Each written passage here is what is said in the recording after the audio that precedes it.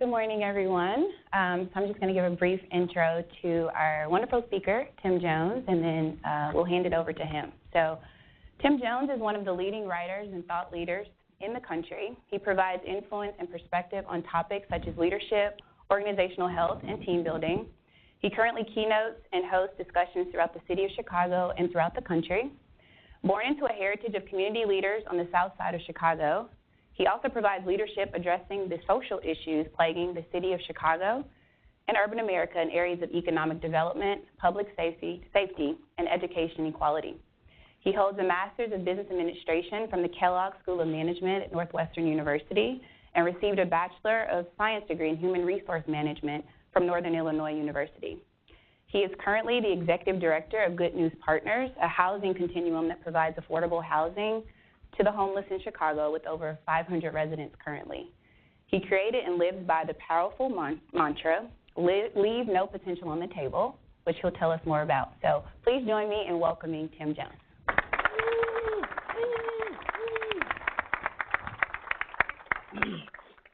That was quite the exchange from Derek to Sean to Sharice to Allison to myself. So I'm the anchor. The anchor is supposed to be the fastest guy on the team. Oh boy. But you know what's more important than being the fastest is making sure you make that exchange.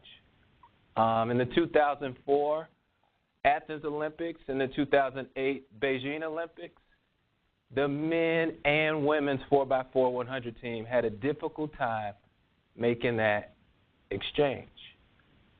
They both lost. Two Olympics in a row over a botched exchange. Once this opportunity became about, I was really nervous because I wanted to make sure I made the proper exchange to this group, to this company, for this city. This city needs ConAgra. This city needs the leaders that are in ConAgra. So my hope today is that I make the proper exchange. And I was a little nervous because, like, I got to make this exchange, not just in Chicago, but to Omaha. And then there's like tens of thousands of you who'll send emails if this doesn't go right. And so I have to make an exchange for, like, a lot of people. And so thank you for the honor. Anyone and everyone that was involved with bringing me here. This is an important time of year for me. This is an anniversary, not just something I celebrate once a year. I celebrate it 365, 7 days a week. And so February is an anniversary for many of us in the African-American culture and heritage. And so it's a privilege. It's a privilege because I understand that you've decided to make diversity and inclusion a core business goal. And that's a big deal for a company today. It's a big deal because, you know, many people, many organizations absolve themselves of the responsibility of diversity and inclusion.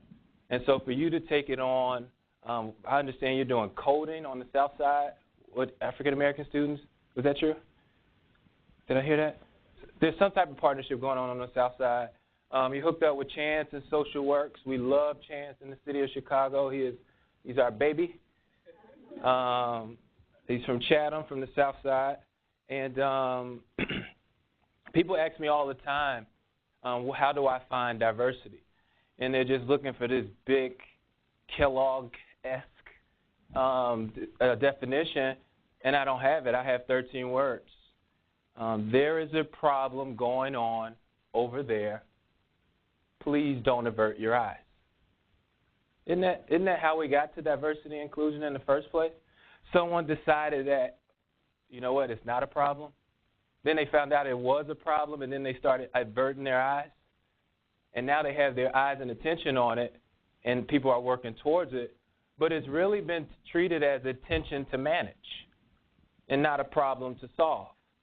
And I firmly reject that. And as a result, I had to provide some solutions or some tools for that, because it's not attention to manage in your organization. It is a problem to solve. And it's going to take everybody in this room to figure it out and not be looking at the C-suite to see what they're going to do, but it starts within you, within your DNA, in the bars, in the beauty shop. Where's Annie at? Me and Annie talked like two women sitting in the beauty shop waiting to get our hair done yesterday. Is Annie here?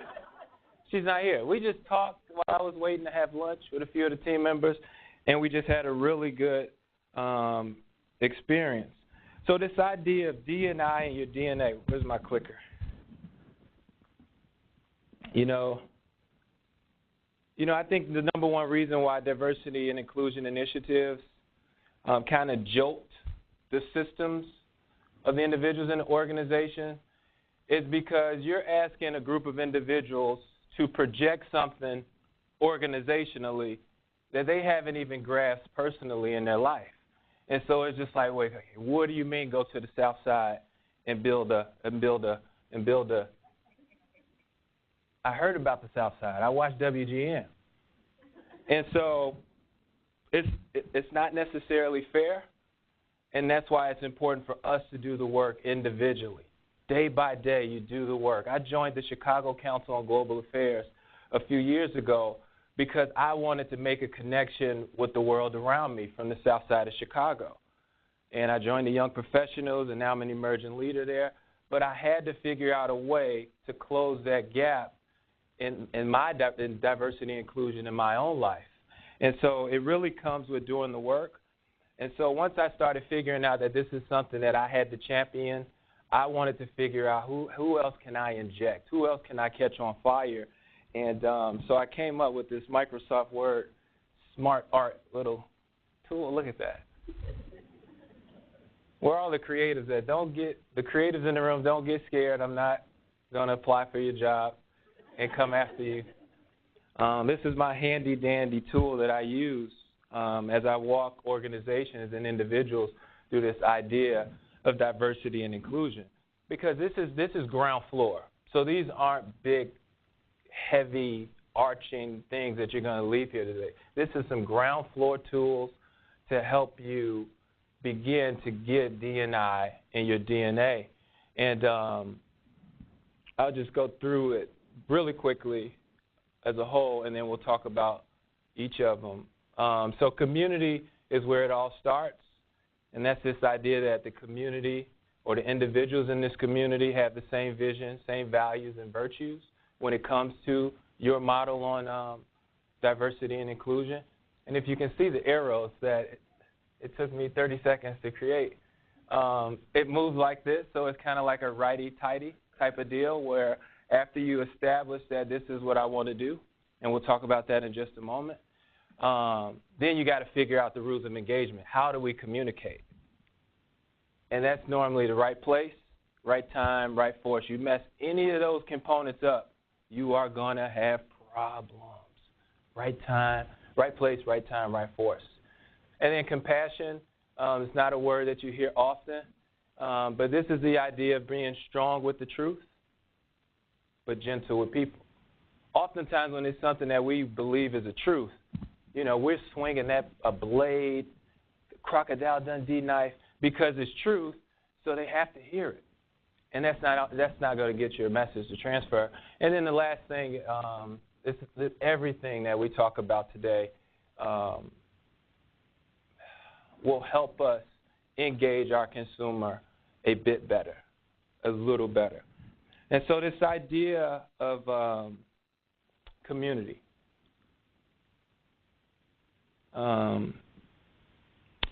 it all starts with an all-in commitment. Sean left. I thought he was going to give my whole speech. I said, hey, man, that's my point. But it all begins with this all-in commitment. And an all-in commitment, it is the essence. It is essentially humanity being humanity. We were created to be connected, to be a unit, to be a team. We weren't supposed to live life isolated from the world around us. And so this all-in commitment is everybody's in, same values, same virtues, same vision. And I don't know if any of you watched the Animal Planet, Nat Geo, anybody? Okay, cool. And so there's some cool things that happen when an animal moves from just moving by himself. So I'm a wolf. Where's my wolf picture? There's something unique that happens when a wolf gets around other wolves. They move from becoming just wolves to a pack. Elephants, the moment they decide to come into community with other elephants, they become a herd. Herons, birds. Whenever herons decide to hang out and kick it with other herons, they become a siege. And then this is one of my favorites. A flamingo, when he decides to hang out with other flamingo, they become something called a flamboyance. Right? Isn't that interesting? And so there is something that changes within us when we move from rolling by ourselves to rolling in community. We're stronger, we're faster, we're more intimidating, we're a flamboyance. We kind of look the part. And then there's back to people just like you and I, humanity. It is the reason why religious groups send their people out in twos when they want to bring more people to the flock. It is the reason why the armed services sends their soldiers out in twos. It is the reason why people jumped from the flaming, burning Twin Towers during 9/11. They believe in being connected, in being a unit.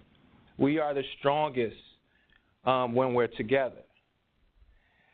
So now that we know that we have to be all in for this thing, everybody on board, same vision, same values, same virtues. Another component of that is this idea of built-in conviction.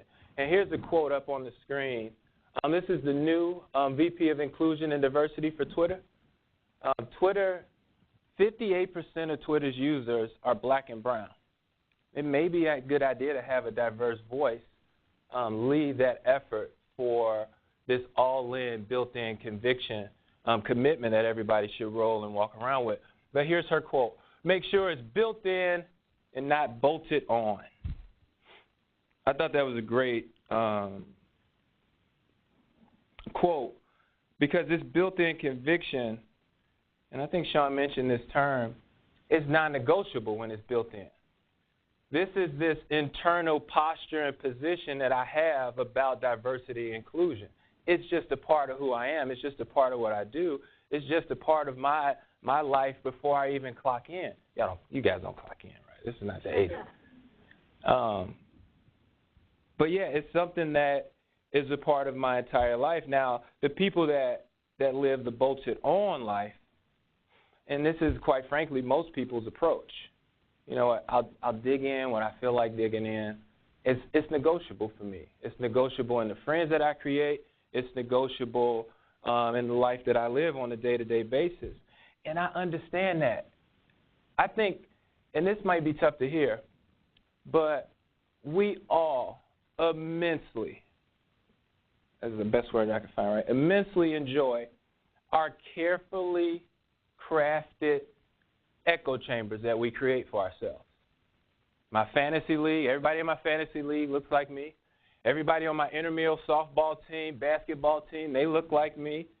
My allegiance to the elephant in Fox News, my allegiance to the donkey in CNN, I want to be around opinions that agree with my opinion early and often.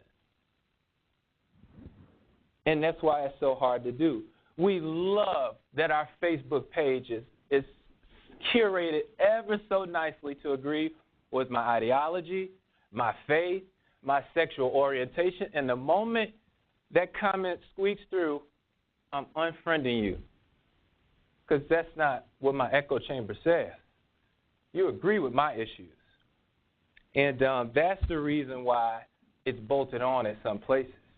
We have a difficult time being individual representatives of what we're trying to project organizationally. And, to get this right, every person, every individual needs to project and make this a built-in internal posture. And it starts with the entire community. Everybody has to be all in. There's no days off if we want to transition from this being a tension to manage to a problem to solve. The second C, communication. Again, this is right place, right time, right force. And this is really important in this day and age for you to create your own spaces of meaning where you have these high-level conversations surrounding diversity and inclusion in our culture. These are not casual conversations. It's something that, you have to create spaces of meaning for conversations, conversions. And this is not the idea that someone is changing their ideology or their faith, but it's this idea that I'm reconsidering how I saw this. I'm going to take a step back and reconsider how I saw this. So those are conversations. Hopefully conversions will take place, and then you need to go on some type of excursions together, and we'll talk about that in just a moment. But when you avoid these conversations, they become something called crucial conversations. Anybody ever heard of Joseph Graney and crucial conversations? He's a social scientist and for business performance. A crucial conversation is a conversation that you're not having at all, excuse me, or a conversation that you're having and you're not having well. And so it becomes crucial. It becomes crucial because, again, we love our echo chambers and we are avoiding opinions that don't align with the opinions that we have about life. And so I always say when you have these conversations, make sure that they're in real time. Let's deal with it now. Let's talk about the Dodge Ram commercial. Let's talk about it right now. And then you do it with real talk. And then real talk is just cultural colloquialism for let's be straight on this. Let's not fly the plane around this. Let's deal with it head on. And so it's this idea of it being timely candor. We're going to address it now, and all respectable emotions are acceptable, right? You can pound your fist. Just don't pound anybody's face. Manage or eliminate or reduce the 4- and 5-letter words. Timely candor and all respectable emotions are acceptable. The rules for engagement have to be set whenever you have these conversations. You have to set them before you had a conversation. Otherwise, walls are going to be built and not paths. And you want paths when you have these conversations, not walls to be built. So, these conversations, they're filled with differences, but we never become enemies. Difference of directions, but we never become enemies. And that's the conversion part. After the conversation, again, I hope that you see this thought, this idea, this experience differently than you did prior to our conversation. And then the excursions, this is, again, another non-negotiable. This is the idea of learning and living in community with one another. I just told a group of my friends, look, I don't want to go to Hubbard Street for dinner again, for drinks again. Y'all come to Woodlawn. Y'all come to Hyde Park. Let's go to Pilsen. Man, Pilsen is second only to Michigan Avenue in the revenue that they generate in their economy. Let's go on excursions together. I understand that you guys do that already. Baker and McKenzie does this well, where they have conferences, particularly for their diverse markets that they serve and the diverse attorneys that they have within their organization. I just think it's important. I mean, I'm taking my group.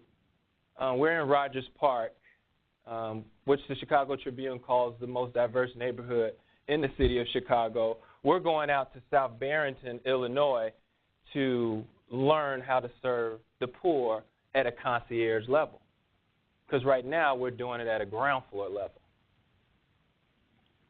I just have a problem right now, and I get like 1 to 2 tangents per speech, so this is my first tangent. But we want this idea of homelessness to change, but we don't want to stop dropping clothes off to shelters in hefty bags. And just think about that. When's the last time you bought something and they put it in a hefty bag and you were delighted to take it out of the bag to wear it? When we think about serving the poor, we often think about feeding them with all the stuff in our cupboards that our family doesn't need. Again, the clothes, like I just cleaned out my attic, I just cleaned out my basement. You could use these. You're homeless.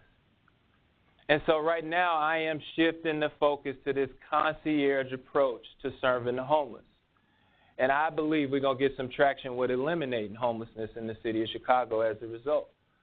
We have to humanize the situation. As a matter of fact, we're striking homeless and homelessness from our website.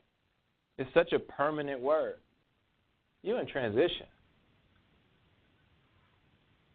That makes them much more like us. We're in transition. Anybody started a new job this week? A new role? Anybody took a new route to work? Anybody got a new family member that they're not so sure about and married in this summer? Like we all in transition. That humanizes the season of life that we're in. And it's just a season. Just a season. That's one tangent. So at this point, we agree. I hope that we agree that it should be an all-in approach. We should agree that same vision, same values, same virtues should guide us. And then we should agree that we have to have these conversations. And hopefully these conversations, as a result of our communication, lead to some type of conversion. And then let's just go on excursions together. Let's drift outside of our normal comfort zone to a place where we're not necessarily comfortable. The third C is compassion. And again, this is the idea of being strong with the truth, but gentle with people. Oftentimes we like to limit diversity and inclusion to race and gender, and that's just not fair. Diversity covers a multitude of components that make up our world. Military attachment. Someone corrected me. It's not disabled, it's differently abled individuals. Sexual orientation, and et cetera. And as we talk about being strong with the truth, here is this truth that I love to share whenever I talk to organizations who serve the world globally. The world is 4/5 black or brown.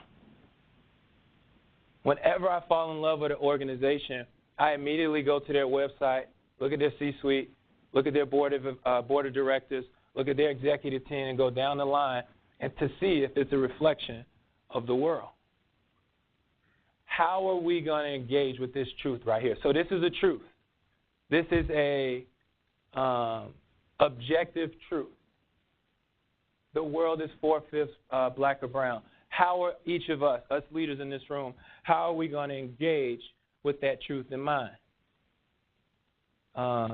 Here's another truth. Millennials will make up 50% of the workplace in just 2 years. 4 years later, they'll make up 75% of the workplace. Where are the millennials at in the room? Okay, throw your Starbucks ventis in the sky. Wave them side to side. And keep your hands high. How are we dealing with that truth in mind? Right? They late for work, but they got a Starbucks cup in their hand. How are you dealing with that truth in mind, diversity and inclusion manager? It's interesting because every day for the next 20 years, a boomer turns 65. So millennials aren't standing in the batter's box waiting their turn. They up to bat right now. How are we leading and engaging the world with that truth in mind? They're not up next. They're not emerging. They're here. How are we engaging with that truth in mind? So strong with the truth, but here's the tough part.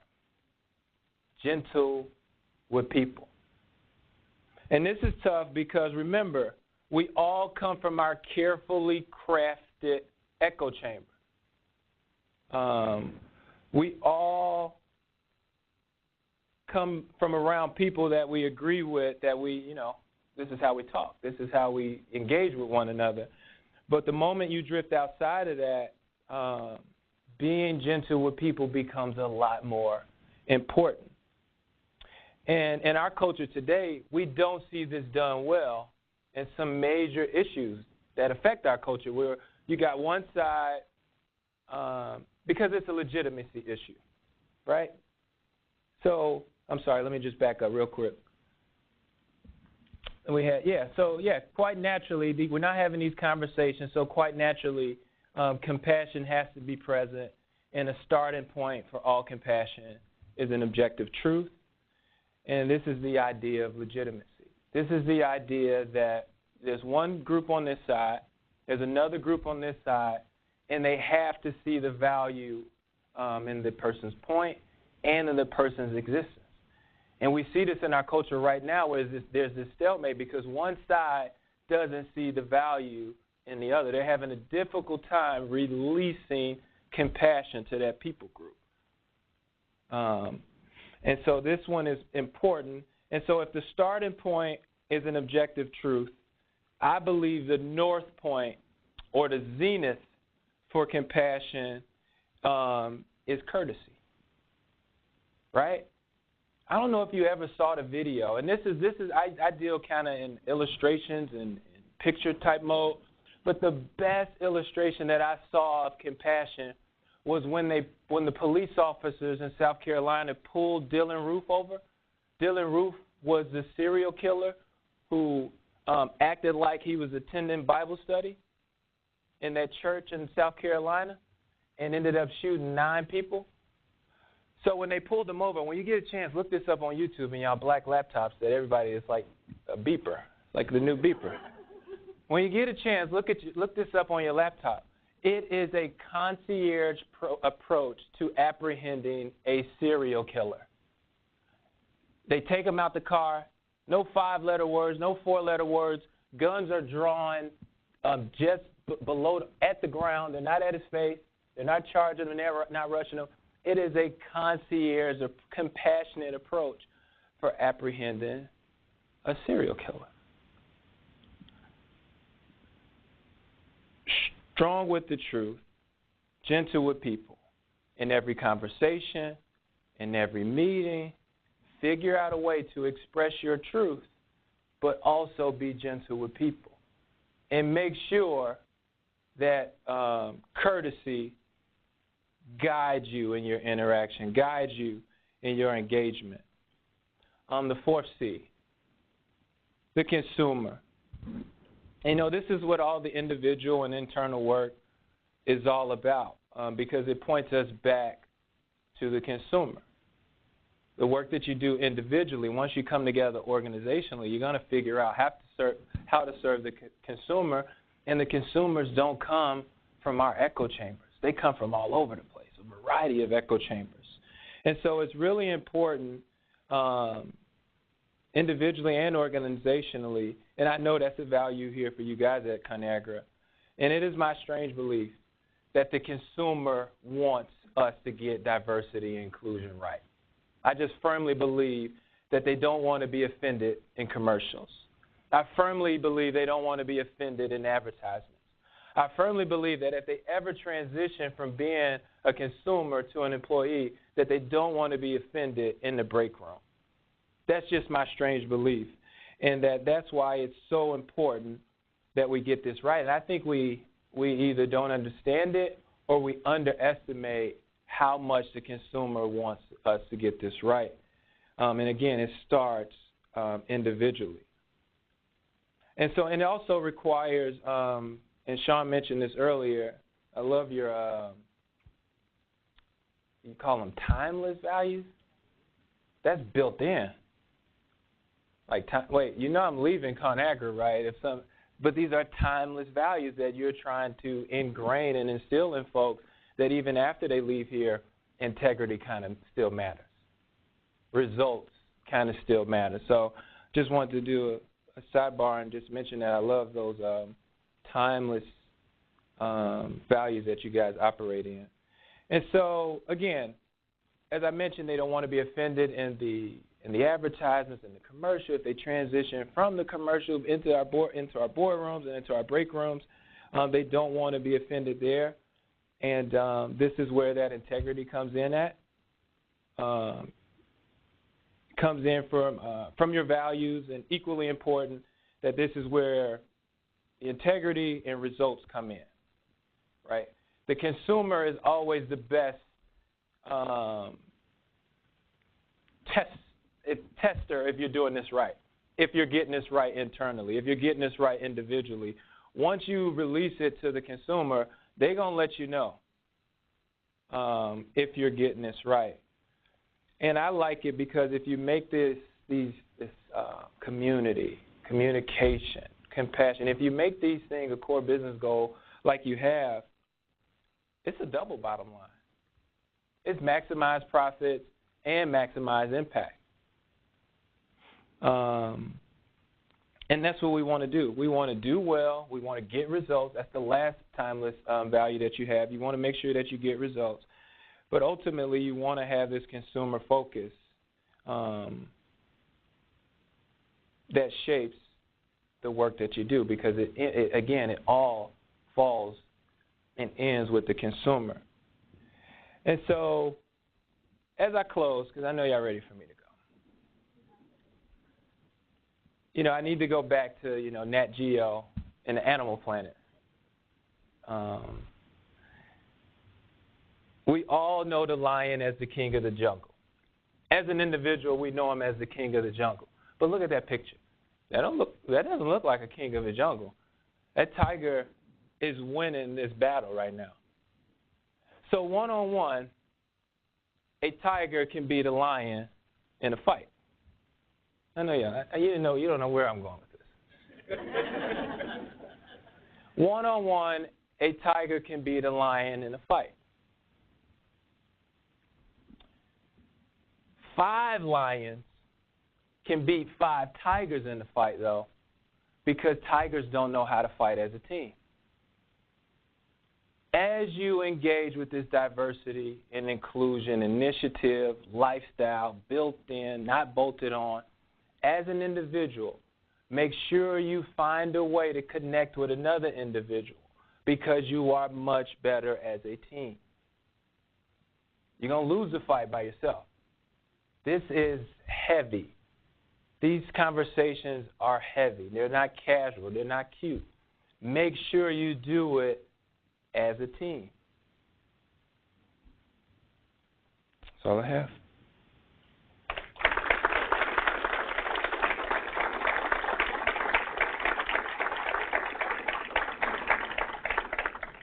Happy to take any questions.